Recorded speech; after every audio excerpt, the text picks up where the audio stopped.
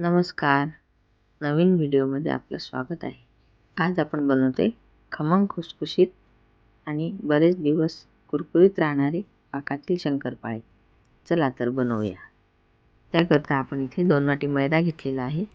तसेच साजूक तूप वितळून घेतलेलं आहे.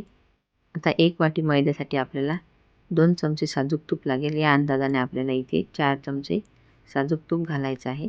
सर्व पिठाला चांगलं चोळून घ्यायचं. आपल्या मैद्याला तूप छान लागलेलं आहे.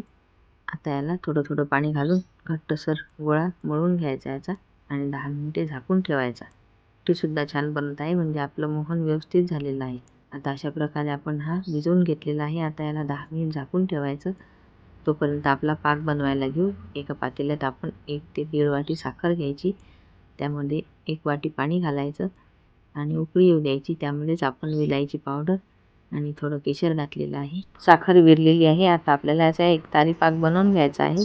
मैदा सुद्धा छान भिजलेला आहे. आता याच्या आपण पोळ्या लाटून घ्यायच्या आहेत. उरलेलं जे वितळलेलं तूप आहे त्यातील 4 चमचे तूप घ्यायचं, 2 चमचे कॉर्नफ्लॉवर घ्यायचं. अशा प्रकारे याचा साठा बनवून घ्यायचा. आता लाटलेल्या पोळीला साठा अशा पद्धतीने लावून घ्यायचा. त्याच्या अशा घड्या करायच्या. घड्या केल्यानंतर आणखी वरून लावायचा थोडा साठा. नंतर परत त्याला घडी करायची आणि अशा प्रकारे लाटून त्याची शंकरपाळे कापून घ्यायचे. ते आपलं गॅसवर तेलसुद्धा तापलेलं आहे. त्यामध्ये आपले कापून घेतलेले शंकरपाळे तळून घ्यायचे. आणखी दुसरी पद्धत छोटी पुरीप्रमाणे लाटायची आणि त्याला मधोमध सुरीने अशा प्रकारे काप द्यायचे आणि कडेला त्याला थोडं पाणी लावायचं. कडेने दोन्ही बाजूने गुंडाळून त्याला गाठीप्रमाणे आकार द्यायचा. थोडं प्रेशर द्यायचं आणि अलगद थोडं लाटायचं. जास्त मोठी करायची नाही. प्रकारे हा दुसरा प्रकार सुद्धा तयार झालेला आहे. आता हे जाड असल्यामुळे आपल्याला मंद आचेवर छान फुलेस्तोवर तळून घ्यायचे. शंकरपाळे मात्र पटकन तयार होतात. आता एक बॅच तळून झालेली आहे. आता आपण तयार झालेल्या पाकामध्ये सोडायचे आणि एकत्र करायचे. तोपर्यंत आपली दुसरी बॅच सुद्धा तयार होईल.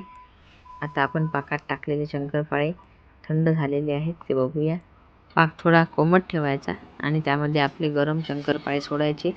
त्यामुळे सर्व शंकरपाळ्यांना पाक व्यवस्थित लागतो. आपण सर्वच यामध्ये घालून एकत्र करून घेतलेले आहेत. आता थंड झालेले आहेत. तुम्ही त्याचा आवाजसुद्धा ऐकू शकता. किती खमंग आणि खुसखुशीत झालेले आहेत ते. पाक संपूर्ण शंकरपाळ्याला छान चिकटून राहिलेला आहे. वरून कुरकुरीत आणि आतून खुसखुशीत अशी आपली पाकातील शंकरपाळे तयार झालेली आहे. रेसिपी आवडली असेल तर लाईक करायला विसरू नका. रेसिपी बघितल्याबद्दल धन्यवाद. पुन्हा भेटू नवीन रेसिपीसोबत. तोपर्यंत नमस्कार.